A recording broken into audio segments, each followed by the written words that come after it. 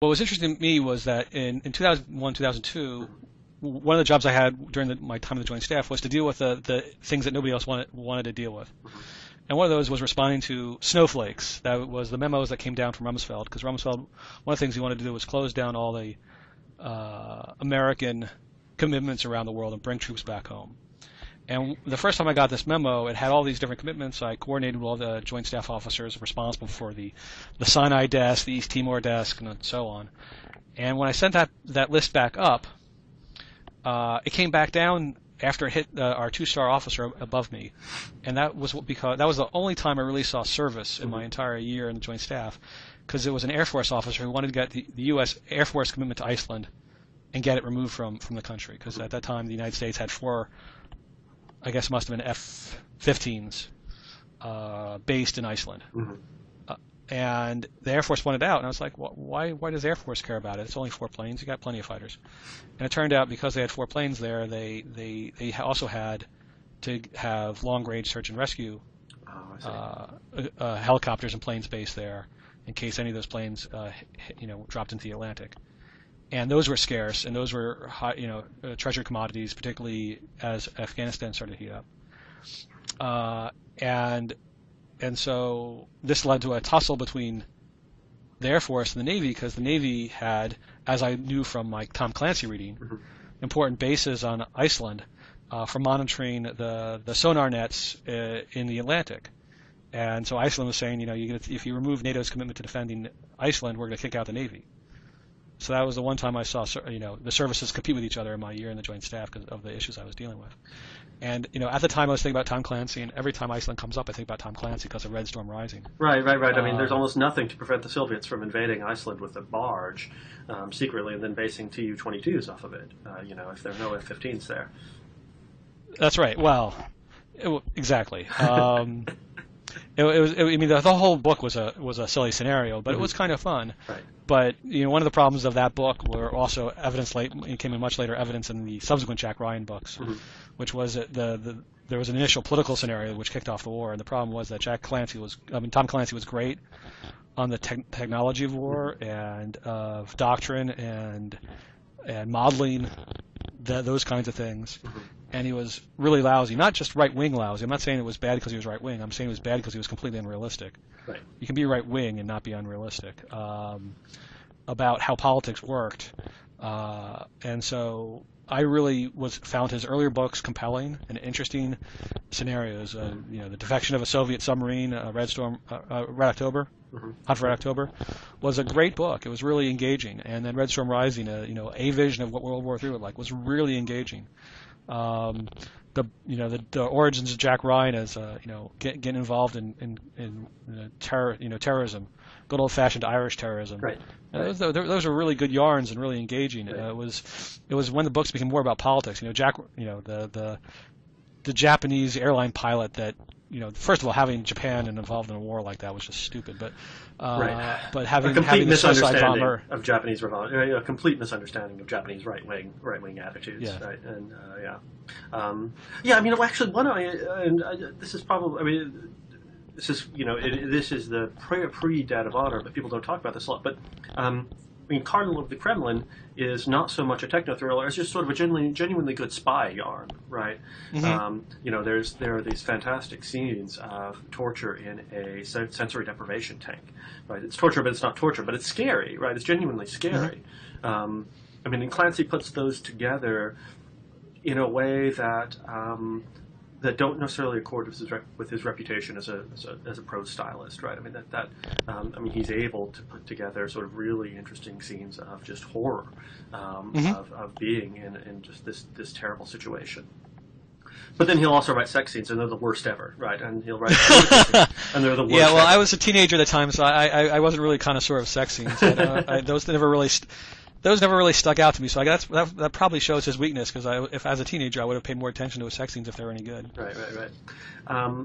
What I've been told by people in the uniformed military, and this is an interesting argument too, and I didn't really pick up on it, having first read Hunt for Red October when it came out in paperback way back when, is that a lot of people treat the Clancy's early books as sort of a literary break from post-Vietnam military fiction. Post-Vietnam military fiction in which the Army especially is depicted in a certain way with respect to drug use and incompetence and everything else, and that Tom Clancy sort of provides a very clear break where almost everyone who's in uniform in a Tom Clancy novel is intelligent, is honorable, is professional, in a way that, and this really lets sort of his right-wing issues come out too, in a way that the civilians almost never are, right? I mean, almost all the presidents, almost all the politicians are terrible and they're terrible on both sides, whether they're Soviet or whatever. They're almost always terrible. But all the Army guys are honorable, whether they're their enemies or the adversaries always have a. It's sort of like the World War II thing where there's the good Nazi and then the bad Nazi, and there's a lot of that in Clancy's work. Right, exactly. The good Wehrmacht, versus the bad Nazi, Right, and a lot of respect for Red Army General, even in Red Storm Rising, Red Navy captains and Marco Ramius and so forth. So, and it's it's sort of fascinating in context of that kind of political shift in how people view the military, sort of post 1980s. There's also I think that there may also be some interesting insights in terms of sort of the growing, that Tom Clancy provides, I think, for a lot of people, an introduction to a lot of basic military terminology. I mean, not just anybody, but like real people who grow up is the wrong phrase, but for me, literally who grow up to be sort of genuine academics and analysts, right? Tom Clancy is sort of not a bad introduction into this is what submarines actually do, right? This is what certain kinds of aircraft do. This is why what a crazy eyes in it. Right. Yeah, and the thing is I came at it from I wouldn't have seen it, but the way you put it makes sense to me because the two kinds of books that I was reading in sort of high school on my fun time were World War II submarine books, mostly about the American War in the Pacific. So there was sort of a natural moving from all those books about depicting that submarine war to then finding Clancy with Red October, and actually submarines played a role in Red Storm Rising as well. Right. So that was a natural bridge. But I was reading a fair amount of the Vietnam stuff as well, but I was too young to realize what a shift that Clancy was making from the the very dark and very flawed and tragic wars that the United States was fighting towards the end of the Cold War, versus this nice and shiny heroic American military that emerged in the Reagan era as being the most respected institution. I mean, there is a legacy of that of Vietnam, but it's also sort of the Reaganization or maybe even the Clancyization of the military, which is that whole line about we got to respect our troops because our troops are so honorable. What we've seen in Afghanistan and Iraq is a lot of our troops were pretty damn honorable, but we also had people, Marines pissing on corpses, and we had the kill squad, and so there is a downside to the Clancyization of the military, which is we got to respect these guys who did fight, but we also got to hold units accountable when they did things wrong. Right. I snarked a week or two ago about the new Medal of Honor winner, which was we tend to have lots of Captain Swenson. Yeah, Captain Swenson. Yeah. Is that we tend to have lots of Medal of Honor winners when they have lousy commanders, because and the good news is we don't really have that many Medal of Honor winners, so maybe we don't have as many bad commanders, because the basic premise was this: you get these kinds of heroes when they're outgunned and outnumbered, and put in positions where we're really at a disadvantage. That's when you get these records of heroism. We have heroes all the time, but the ones who get the biggest awards, the most noted awards, are ones who are in the most tragic of circumstances. Right. The Mogadishus, Black Hawk Down, or the villages, the towns in eastern Afghanistan, where afterwards you go, what were the commanders thinking putting these people in this circumstance? Right. And I was trying to figure out whether this is good news or bad news that we had these spate of award winners, both the Black Hawk Down guys, the two Delta soldiers who got killed, or the two more recent Medal of Honor winners, Swenson and Dakota Meyer. And in some ways, you can look at this as a positive, because we haven't had that many of them, which means that American military leadership hasn't been that incompetent. Right. No, I mean, to boil that down into something that I may use in class, right, is that part of the point of good, even at the sort of good tactics and good operational design is to reduce the need for heroes, right? I mean, I never quite thought about it in that way, but it makes a lot of sense, right? I mean, just to reduce the situations in which you need truly heroic behavior in order to accomplish an objective, to accomplish a goal, right?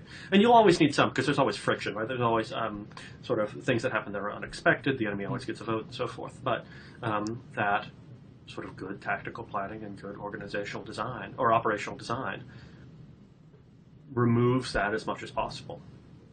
And that's one of the things where, if we want to circle around back to caveats again, is, there are countries that said, like the Germany used to have rules that said that if you're shooting at somebody and they stop shooting at you and they shift position, you got to stop shooting at them, even if that person is not retreating but just moving to a different place to fire at you better. Right. And that's exactly the opposite of what any military wants. Is the military wants to be able to fire at someone when they can't fire back at you. Right. And that seems unfair and unkind, but that's the nature of war. Is to be you want to be behind somebody's head and having a gun to their head, rather than being in front of them. Just your favorite topic of air warfare. You want to be behind somebody shooting at them so they can't shoot back at you. Right. And whether it's caveats or poor leadership, and sometimes there's a bit of both going on, that takes away the edge for the military to do what they should be doing. Right. If you're going to put them in harm's way. Right. Right. Oh, that makes a lot of sense. All right. Well, I think actually on that, having been able to bring the conversation together, right? I think we should end on that point rather than sort of stringing it out, because that almost puts it into a perfect circle, right? It brings us back to from Clancy all the way back to caveats and NATO. So well, it's all about promoting my book. Exactly, right? Which hopefully will sell, maybe. I don't know, would you be satisfied with half the copies of Hunt for Red October, or do you need 2/3? I would be very satisfied with some percentage of Hunt for Red October. The good news is that the book is going to be priced competitively with whatever Red Storm Rising came out with, or Hunt for Red October. So they're just about the same kind of book. Mine's could be thinner. All right. Okay, well, Steve, thanks for joining me today. This has been fantastic, and hopefully we'll do so some point soon in the future. My pleasure. All right.